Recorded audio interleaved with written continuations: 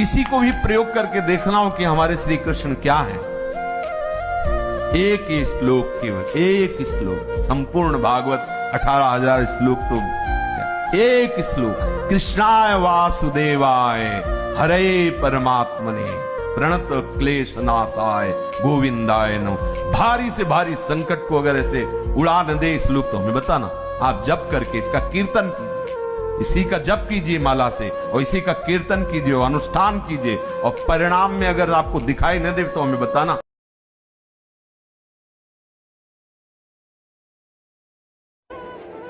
धैर्य ये भाव अत्यंत शक्तिशाली, ये धैर्य ही है जो हमारी धरती को धरती माता बनाता है, क्योंकि ये धरती माता धारण करती, सहती, धैर्य रखती है और अपना कर्म करती जाती।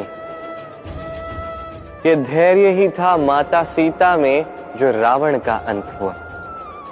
ये धैर्य ही था जो नारायण ने कच्छप अवतार धारण किया, एक बड़े से पर्वत को अपने ऊपर धारण किया और समुद्र मंथन संभव करवाया। इसलिए सर्वप्रथम धैर्य को अपने मन में लाई। यही ये परीक्षा सदैव हमें और सफल बना देती, और श्रेष्ठ बना देती, और सुधार देती, आने वाले महासंग्राम के लिए हमें सज्ज कर देती है ये परीक्षा। तो इस परीक्षा से कभी भागिएगा नहीं, उसका सामना कीजिए। और है कर्म, कर्म करना कभी मत छोड़िए। तुलना के स्थान पर कर्म कीजिए, प्रतीक्षा के स्थान पर कर्म कीजिए, अपेक्षा के स्थान पर कर्म ही कीजिए, जीवन सफल हो जाएगा।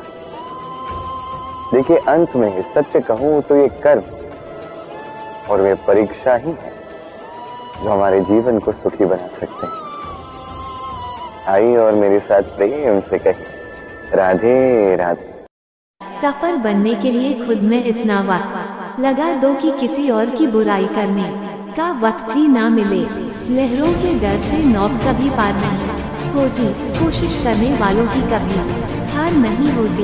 एक सफल व्यक्ति वह है जो औरों द्वारा अपने ऊपर फेंकी गई ईंटों से एक मजबूत नींव रख सकता है।